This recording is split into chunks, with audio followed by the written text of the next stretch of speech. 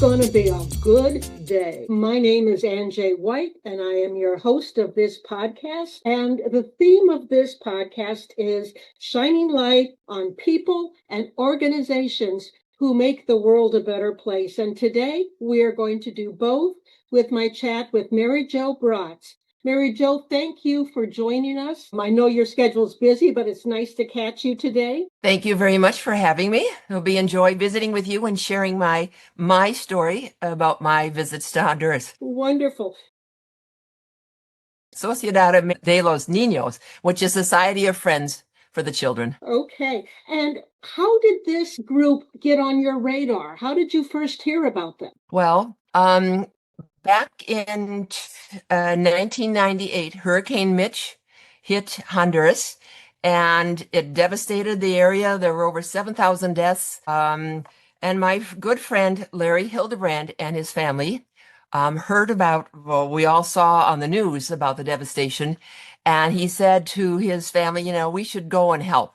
So he was put in touch with a nun whose mother house is in Milwaukee, and she lives in Honduras, or lived in Honduras. Her name was Sister Maria Rosa Leggol, and Larry contacted her and she said, come. And so Larry in 1999, in January of 1999, started making trips down to Honduras, initially shoveling mud out of the houses. And then Larry is very talented as far as being able to repair and electrical and plumbing. So he's tried to help get things up and running after that hurricane. So he would share stories or his adventures with me. And so I would hear about Honduras and what was happening. And he continued to make trips all the way up until about 2 years ago, every year, twice a year, sometimes. And so in 2001, I was teaching, kindergarten teacher, and I said to Larry, is there anything that my students could do to help the children that you are helping in Sister's organization? And Sister's organization houses abandoned, abused, court-placed, children found on the roadside. She takes them in and houses them. And so Larry said, well, they, really could use some clothes and things like that. So my kindergartners started donating for 5 years every Christmas instead of gifts to me, because I really didn't need any more favorite, teacher ornaments and things. And my families were always so generous. So the kids, they would donate gently used clothes and toys that they chose to give to the children and would put it in a Ziploc bag with their name on it. And we'd make a little Christmas card, and we would send it and Larry would take everything down. So that happened for 5 years. And then when I retired in 2006, I could start going. And the kindergarten teachers continued for up until COVID, their students were donating things, and I would carry things down in my suitcases. So in my role down there at first was keeping the children busy because they are on summer vacation. And so I started doing art projects with the children. So every year I filled my suitcases, 50 pounds, 100 pounds of art and craft materials. And that's what I do every year. So this will be my 18th year. That's what I was going to ask, how many years? Let me take you back to your very first trip there. Had you been to Honduras before? No. Honduras, for those who don't know, is a Central American country, and it is between Guatemala and Nicaragua. It's a very poor, it's a third world country, and the average income is about $400 to $500 a month is what the average income is. So they are very needy. So on your very first trip, Mary Jo, when you got off the airplane and you're headed to the Sociedad, what did you think as you looked around? What were you taking in? Your feelings? Taking in immediately the feeling of here we are in the capital city of Tegucigalpa, where we fly in, and there's stores and there are some American fast food stores. But then you look on the mountainsides that surround Tegucigalpa and you see the homes that are made out of cardboard, whatever wood they can find, tin roofs, no doors, no windows. And you see the haves and the have-nots. And then from there, after we arrived, then we go out about an hour outside of the city to where Sister has 14 homes. And again, on the way out to Sister's little community, you see the poverty, and you see how they are so many years behind what we where we are in America. You still see people riding on horses. You'll have fancy cars going by and you see somebody riding their horse, or you have to stop because the wild horses or the horses that are just roaming and the cows are just roaming. So you just stop. And the roads, as you farther get out of the capital city, the roads, it's kind of like you're on a roller coaster sometimes, the jogging and the bouncing around. And then you finally arrive at Sister's her compound, and you see all the children. And then it's like, okay, this trip is going to be fun. Look at all the children. And how old are these kids? And that's what these children, there are 14 homes out in the country, and they are grouped by family. There's a tia, a house mother, and there are 10 to 12 children in each house, and they are by family. They're put together sort of like a family. So there will be infants all the way to the teenage kids, and that family situation where the older ones help the younger ones. And last year there were 125 kids living in these homes. And they will grow up, these children, some of them will grow up living in this home situation because they are orphans or court placed or for whatever reason, such poverty. And some mothers even turn their children over to Sister because they just know that they cannot provide for them. Jo, are you teaching them art? But I bet you're teaching them other things besides art, because knowing you, it's probably more than just here's a picture I drew. Right. Well, the first year I went, I didn't know what to expect. And so Larry tried to tell me, and the fellows are always doing repairs, putting in water purifiers, fixing stoves, electrical things. And I thought, well, I don't know Spanish. And after all these years, I still don't know a lot of Spanish. I can get by, but being a kindergarten teacher, I can use my hands and demonstrate. So we get along just fine. And so the first year I took a lot of games that did not require, and activities that did not require any language, just by demonstrating, and a simple jump rope, a long jump rope, and would spend hours just twirling that rope. We'd tie it to a tree and I'd just keep on twirling. And for me, after that first year, and there were so many little ones that it's like, oh, if I could only fit you in my suitcase, I would love to take you home. And when I was leaving, one of the little ones said to me, and I had somebody translate it, "Are you going to come again?" They said to me, "Are you going to come again?" And I said, well, yes, I didn't know what the next year would bring, but I said, see. So I asked one of the adults, and he said, so many times, groups, medical brigades and school groups will come in, college groups will come in, and the kids love the interaction, but they never see that person again. They never form that bond, or they start to form a bond in a friendship, and that person in their life is never there again. So I keep going. So I'm there every year. So, and they know me, and they know in the beginning, as far as the art project, being a teacher, there are we have organizational skills. In the beginning, everybody was just kind of grabbing materials like, oh no, un momento, 1 minute. And then now when I come, they know just how we're going to operate. So have done different projects every single year. Picture frames, 1 year, 50 pounds of scrap wood. The boys and the girls love just gluing and hammering and painting. So yeah, that's. So through the years, have you had the same children as they've been growing up? Yes, there are a number of them. There are quite a few that I have friendships and I still see them every year. And even some that have, once they go to school, there is schooling, and they go from kindergarten all the way to high school. And then after high school, once they've graduated, then the Sociedad tries to find placements for them. Sometimes they're sponsors. There are different churches in the United States and Canada that will sponsor the children. And the main sponsorship comes out of Indianapolis. So if those students have a sponsor that will continue to sponsor them into their college years, they will live in a transition house. And then after that, it's all right. You should have enough skill, enough maturity to be able to live on your own. So yes, so I still continue to see some of the children that have graduated.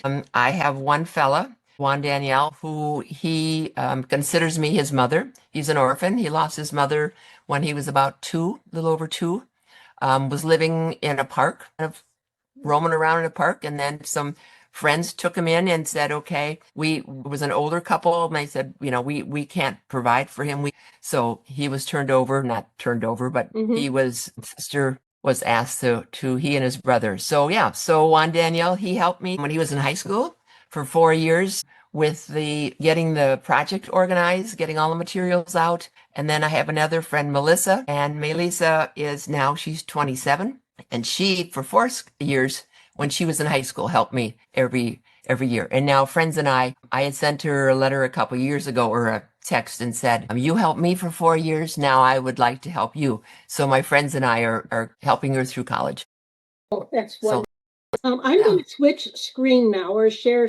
Okay, so here we have a picture of Sister, and she is surrounded by you and two other people. okay, so that picture that is Sister Maria Rosa, and she passed away in 2020 at the age of 93. And that is Larry Hildebrand and his wife Jean, and they were the couple that first went in 1999 to help Sister. And every time we go to Honduras when Sister was alive, she would send somebody to the airport to pick us up, and we would have lunch with her. She and Larry formed a very strong friendship, and Sister would call Larry on his birthday and sing happy birthday to him. So she is the woman who, she herself was an orphan, and when she was very young, saw some German nuns getting off a ship and said, I want to be one of them. And so when she got a little older, friends helped and got her to Milwaukee to School Sisters of St. Francis. That's her mother house, or was her mother house. And then she came back and she was a nurse. And this idea of taking in children and helping children came about when some of the mothers, very ill, were so concerned, these dying mothers, who's going to take care of my children? Who's going to take over for me? So Sister started that back then finding places and people to help with taking care of children. And that's when it really all started. And that's you in the green over on the left. Yes, that's me. A few years ago. And then the next one I have, this must be Larry. And so he's the one who does a lot of the mechanics, or he was the one who really got you interested too in this. Right. So he's drinking out of, because behind him is the water purifier that's on the wall. Mm-hmm.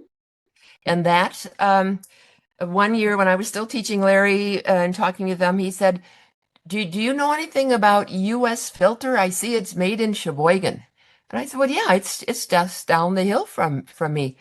So I contacted them, and for many, many years, they were donating the filters that go inside that water purifier. And then Pentair bought a U.S. filter. And then I continued to pursue some help from Pentair, and they were donating heavily. So Pentair donated all those units, and inside there's a UV lamp. So the water passes through the filter and around that UV lamp, and then it's purified. So Larry always takes the first drink to show the children that the water is now safe to drink. Oh, that's wonderful that they have safe water too. Okay. This is a picture of you with a little girl with her arm around you. Who is this little girl? Sure. That's Daniela.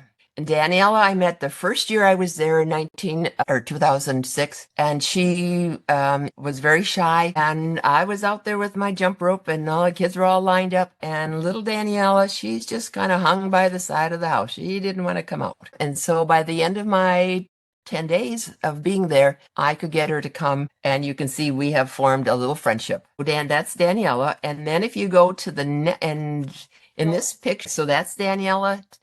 That is her in 2017, and that's when she was 20 years old. And yes, that's her little daughter, Ashley. Now she brought her to see you? Yes. Right. And she lives in a neighboring community. So every time I go to visit her, or she comes to visit me. And her mother had been a house mother. And that house, I just really enjoyed being in with the kids, and we'd make paper chains and different things. So that's Daniela now with her daughter, Ashley, and now she's 27. So yeah, I still see them every year and take them a few things. And of course, monetary gifts are always most welcome. And I have a young man here by a Christmas tree. He looks pretty happy. Yeah, that's Juan Daniel. And that is the little fella. He's in this picture, he's 9 years old, or excuse me, he's 10 years old. And he just kind of not latched onto me, but he'd always be there and he'd be ready to help. And have watched him grow. And so, yeah, he's a happy little guy, very pleasant fella, he's quiet, but just has a really good heart and can relate very well to younger kids. And so the next picture,